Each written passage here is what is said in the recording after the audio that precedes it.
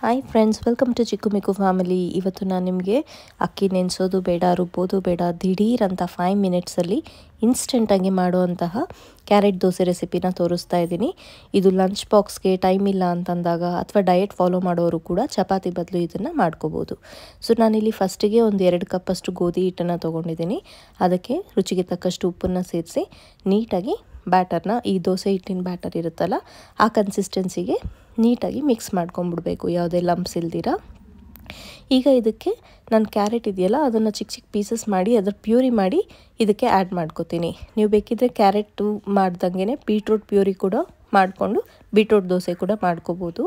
ಮಕ್ಕಳಿಗೆ ತುಂಬ ಕಲರ್ಫುಲ್ಲಾಗೂ ಇರುತ್ತೆ, ತುಂಬ ಟೇಸ್ಟಿಯಾಗೂ ಇರುತ್ತೆ.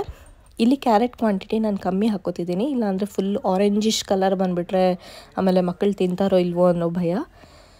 ಸೊ ನಿಮ್ಗೆ ಎಷ್ಟಿಷ್ಟನೋ ಅಷ್ಟು ಕ್ವಾಂಟಿಟಿಯಲ್ಲಿ ಕ್ಯಾರೆಟ್ ಪ್ಯೂರಿ ಅಥವಾ ಬೀಟ್ರೂಟ್ ಪ್ಯೂರಿನ ಆ್ಯಡ್ ಮಾಡ್ಕೋಬೋದು.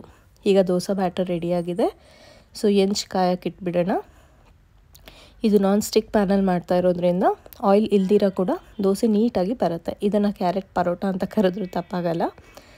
ಸೊ ನಾನು ನಿಮಗೆ ಒಂದೊಂದೇ ದೋಸೆ ಹಾಕಿ ತೋರಿಸ್ತೀನಿ ನೋಡಿ. ಸೊ ನಿಮಗೆ ಈ ರೆಸಿಪಿ ಇಷ್ಟ ಆಗಿದೆ ಅಂತ ಅನ್ಕೋತೀನಿ.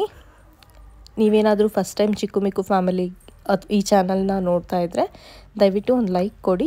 ಹಾಗೆ ಹೋಗೋಕ್ಕೆ ಮುಂಚೆ ನಮ್ಮ ಚಾನಲ್ಗೆ ಸಬ್ಸ್ಕ್ರೈಬ್ ಮಾಡ್ಕೊಳ್ಳೋದನ್ನು ಮರಿಬೇಡಿ. ಇದಕ್ಕೆ ಉಪ್ಪು ಜೊತೆ ನೀವೇನಾದರೂ ಈ ಆರೆಗಾನೋ ಇಲ್ಲಾಂದರೆ ಚಿಲ್ಲಿ ಫ್ಲೇಕ್ಸು, ಒಂದು ಸ್ವಲ್ಪ ಖಾರದ ಪುಡಿ ಈ ಥರ ಎಲ್ಲ ಹಾಕ್ಕೊಂಡ್ರೆ, ಅಥವಾ ಆನಿಯನ್ ಬೇಕಿದ್ದರೆ ಆನಿಯನ್ಸ್ ಕೂಡ ಚಾಪ್ ಮಾಡಿ ಹಾಕ್ಕೋಬೋದು. ವಿತೌಟ್ ಚಟ್ನಿ ಕೂಡ ತಿನ್ಬೋದು ಅಥವಾ ಹಾಗೆ ಕೂಡ ತಿನ್ಬೋದು. ತುಂಬ ರುಚಿಯಾಗಿರುತ್ತೆ. ಸೊ ಈ ರೆಸಿಪಿನ ನೀವು ಖಂಡಿತ ಒಂದು ಸತಿ ಟ್ರೈ ಮಾಡ್ತೀರಾ ಅಂತ ಅಂದ್ಕೊಂಡಿದ್ದೀನಿ. ಸೊ ಸಿಗೋಣ ಮುಂದಿನ ವಿಡಿಯೋಲಿ. ಅಲ್ಲಿ ತನಕ ಟೇಕ್ ಕೇರ್.